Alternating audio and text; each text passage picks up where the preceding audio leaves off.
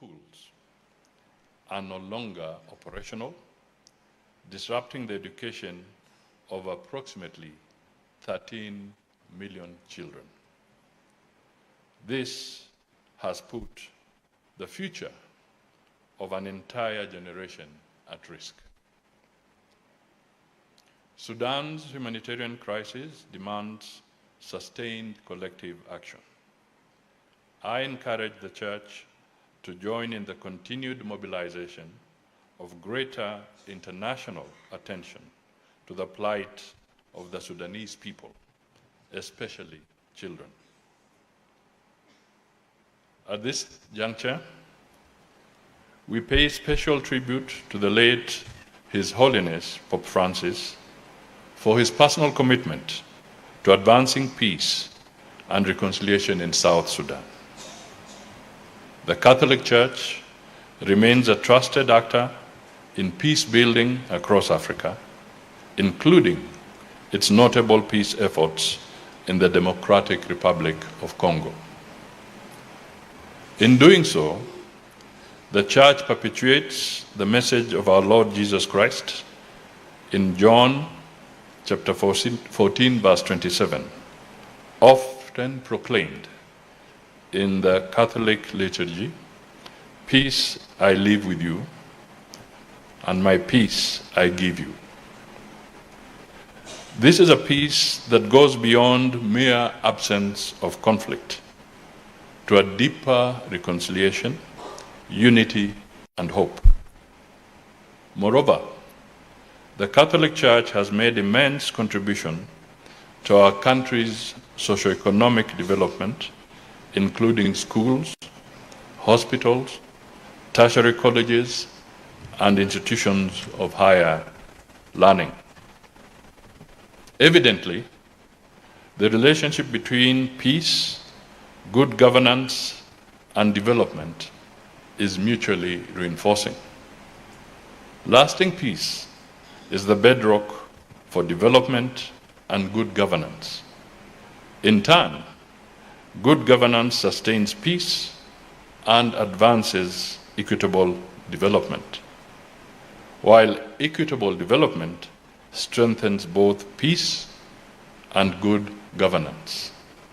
It is difficult to advance any one of these in the absence of the others. His Excellency President William Ruto continues to spearhead equitable development across the country, to champion regional peace and security, and to place young people at the heart of the government's priorities. We welcome the focus of the 2026 Plenary Assembly on youth mentorship.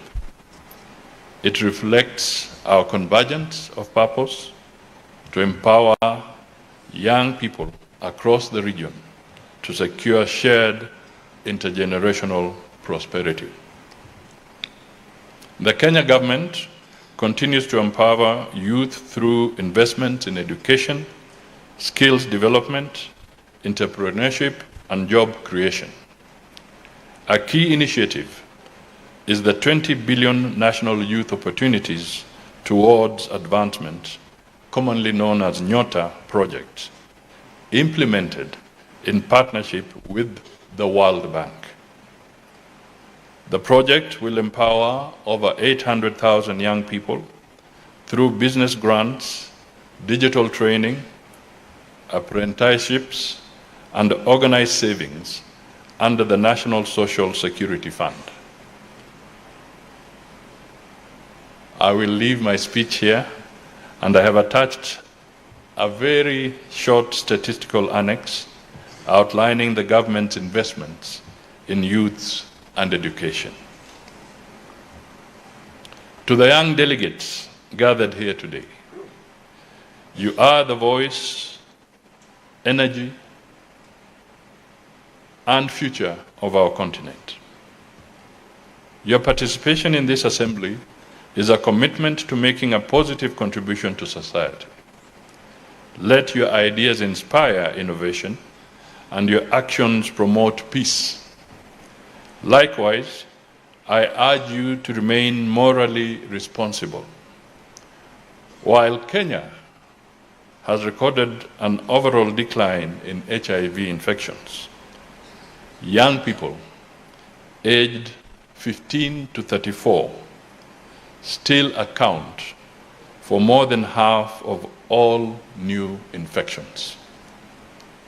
Again, I have attached a data annex to my statement for further discourse in this plenary. I call upon our young people in Kenya and across the region to reject violence, divisive politics, and tribalism. No young and promising life should be sacrificed for political expedience. Elections will come and go, but our nation's unity, stability, and future must endure for generations to come. Effective democracy extends beyond elections to the delivery of tangible results by the elected leaders.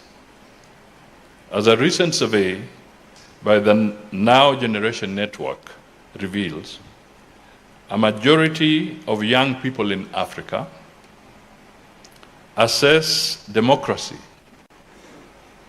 not only by electoral cycles, but also by strong institutions, accountability, the rule of law, economic equity, the fight against corruption, rejection of unconstitutional changes of government, and meaningful improvements in people's lives.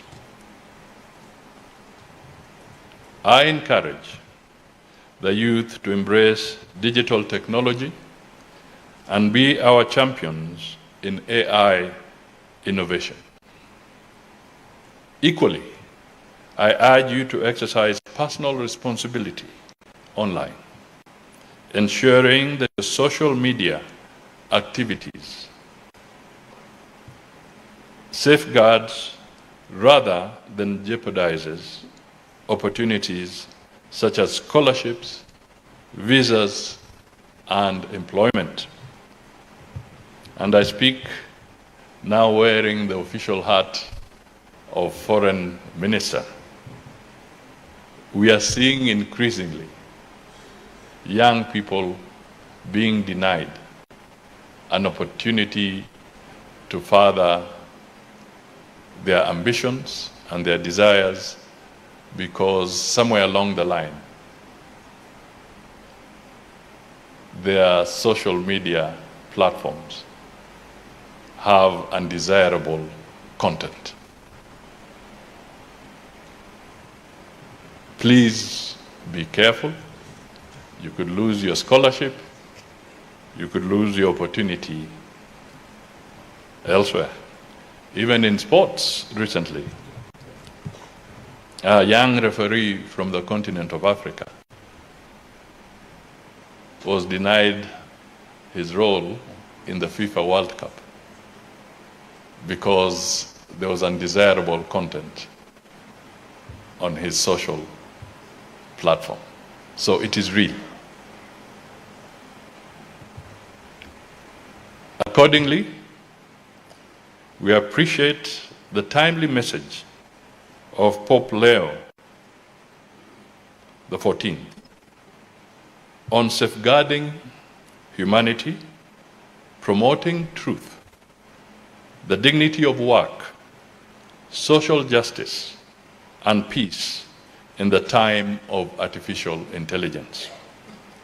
Kenya looks forward to working with His Holiness in advancing shared values. The Church remains a valued partner in diplomacy. The sessional paper number 1 of 2025 on Kenya's foreign policy recognizes religious organizations as key partners in advancing Kenya's foreign policy objectives. In this regard, we thank the apostolic nuncios for their role in strengthening Kenya's diplomatic relations with the Holy See. Kenya has established a resident mission to the Holy See, with President Ruto appointing a practicing Catholic as our first ambassador.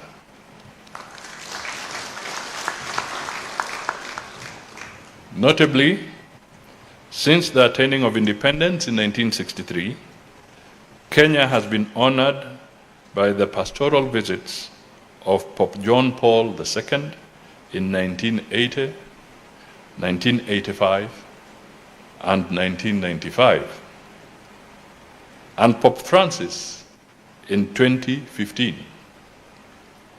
Likewise, President Ruto met Pope Francis during the G7 summit in Italy in June 2024.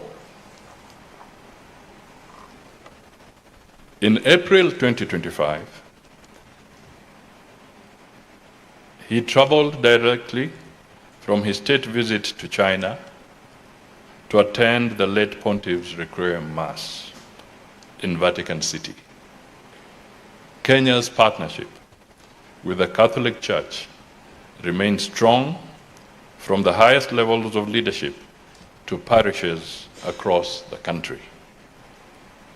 As we continue to pray for the beatification of the servant of God, Cardinal Otunga, former Archbishop of Nairobi, we also celebrate the beatification of missionaries on Kenyan soil, including the Blessed Irene Stephanie, fondly known as Nyada, whose beatification in Nyeri in 2015 was the first ever held in Eastern Africa, and the Blessed Maria Carola, beatified in Meru in 2022. Finally, I commend the leadership and management of the Catholic University of Eastern Africa for successfully hosting this important regional conference.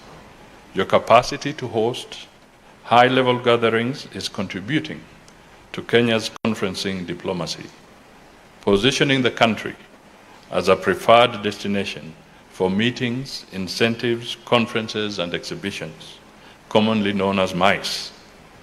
I encourage you to continue enhancing your capacities and services in tandem with Nairobi's growing role as an international diplomatic hub. As we look to the future, we remain committed to the partnership with the Catholic Church in its apostolic mission of building bridges of communion, hope, justice, and good governance for the benefit of our nation, region, and humanity. Ladies and gentlemen, I'm about to walk off the podium. But let me just point out a few things. I was challenged by the governor's youthful journey. For purpose of the youth who are listening, I had my own adventure as well.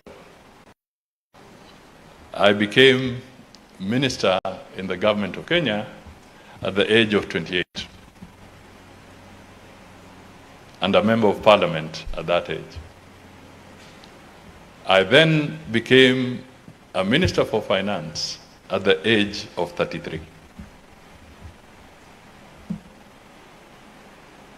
So I helped shape the economy of this country.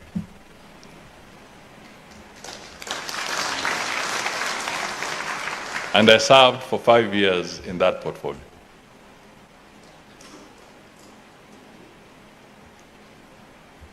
So you can do it. It's not impossible. For the young people, you can do it. Remain focused, remain disciplined,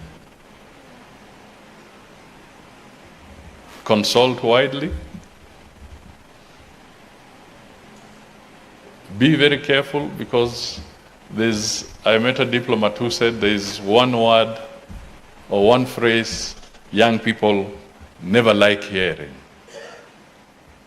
And I asked, what phrase is that? And he said, just be a little patient.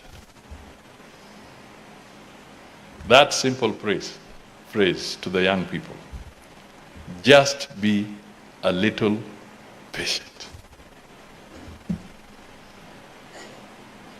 It will make a big difference in your lives and in your future. The other thing that I want to point out is that I've been asking lately, and there could be no better forum than this, that what is the economic value of peace? And I'm choosing my words carefully, because I'm not asking you about the economic value of an airport or the economic value of a road or the economic value of a new railway line. I'm asking you, young people, what is the economic value of peace? How do you quantify peace? Because we have seen with the crisis in the Middle East and in Europe, even the most beautiful airports have become ghost buildings. Even the most elaborate infrastructure cannot be utilized just because one critical ingredient is missing: peace. So, what is the economic value of peace? Here at home, perhaps I may be wrong, but in recent times, I would say that one of our most devastating moments, one of our darkest moments, was the post-election violence that ensued after 2007-8 elections. We lost 1,400 young people to violence.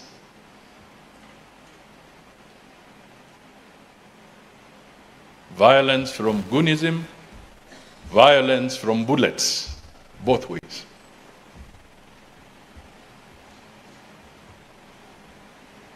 Politically instigated violence.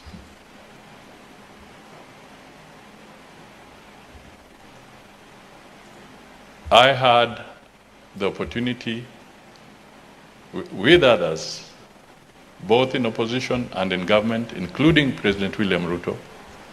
We spent 42 days at Serena under the chairmanship of the late Kofi Annan, the late Benjamin Mkapa of Tanzania, and Her Excellency Gracia Machel, the wife of Nelson Mandela, brokering peace in this country. And from there emerged the 2010 Constitution. From that conversation. A constitution that is today dubbed as perhaps the most progressive constitution within the region in recent times. Let us reform. Let us change. Let us build our nations. Let us bring peace. But let us avoid bloodshed.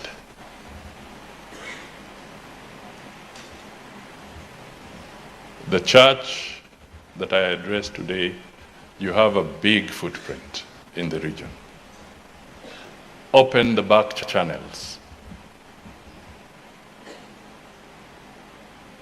It's a very powerful tool in diplomacy. Open the back channels. Talk to the warring and conflicting parties. Get them to sit under one roof on the same table and stop the violence. We rely on you. We depend on you. We cannot operate without you. We are conjoined at the hip. We just have to walk together. So I thank you all. Asanteni sana. And I now declare the 21st Plenary Assembly of the Association of Member Episcopal Conference in East Africa officially open. God bless you.